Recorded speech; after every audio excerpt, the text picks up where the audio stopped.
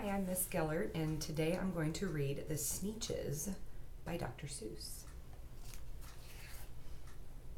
Now, the star-belly Sneetches had bellies with stars. The plain-belly Sneetches had none upon theirs. Those stars weren't so big, they were really so small, you might think such a thing wouldn't matter at all.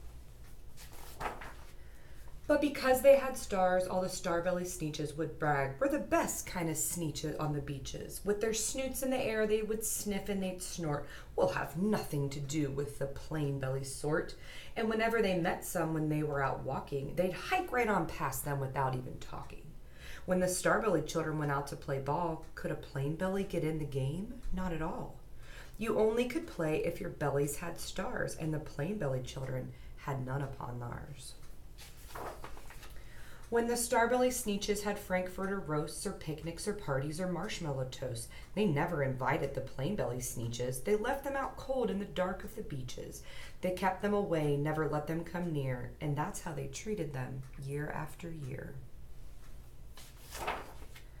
Then one day, it seems, while the plain-belly Sneetches were moping and doping alone on the beaches, just sitting there wishing their bellies had stars, a stranger zipped up in the strangest of cars.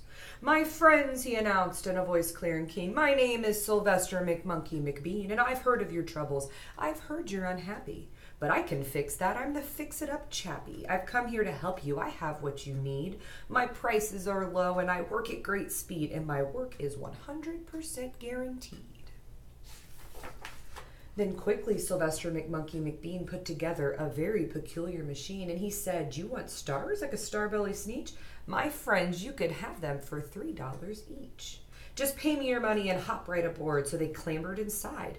Then the big machine roared, and it clonked, and it bonked, and it jerked, and it irked, and it bopped them about. But the thing really worked. When the plain-belly Sneetches popped out, they had stars. They actually did. They had stars upon theirs.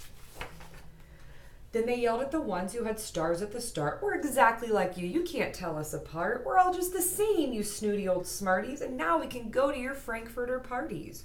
Good grief, groaned the ones who had stars at the first. We're still the best Sneetches, and they are the worst. But now, how in the world will we know? They all frowned. If which kind is what, and the other way round. Then up came McBean with a very sly wink. Then he said, things are not quite as bad as you think. So you don't know who's who, that is perfectly true. But come with me, friends. Do you know what I'll do? I'll make you, again, the best Sneetches on beaches. On all it will cost you is $10 eaches.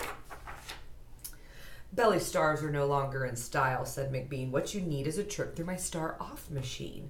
This wondrous contraption will take off your stars so you won't look like Sneetches who have them on theirs. And that handy machine, working very precisely, removed all the stars from their tummies quite nicely. Then with snoots in the air they paraded about, and they opened their beaks and they let out a shout. We know who is who, there is not a doubt. The best kind of Sneetches are Sneetches without. Then, of course, those with stars all got frightfully mad. To be wearing a star now was frightfully bad. Then, of course, old Sylvester McMonkey McBean invited them into his star-off machine. Then, of course, from then on, as you probably guess, things really got into a horrible mess. All the rest of that day, on those wild screaming beaches, the fix-it-up chappie kept fixing up Sneetches. Off again, on again, in again, out again. Through the machines they raced round and about again, changing their stars every minute or two. They kept paying money, they kept running through, until neither the plain nor the star-belly Sneetches knew whether this one was that one, or that one was this one, or which one was what one, or what one was who. Then when every last cent of their money was spent, the fix-it-up chappie packed up and he went. And he laughed as he drove in his car up the beaches. They never will learn. No, you can't teach a Sneetch. But McBean was quite wrong, I'm quite happy to say, that the Sneetches got really quite smart on that day. That day they decided that Sneetches are Sneetches, and no kind of Sneetch is the best on the beaches. That day all the Sneetches forgot about stars, and whether they had one or not upon theirs.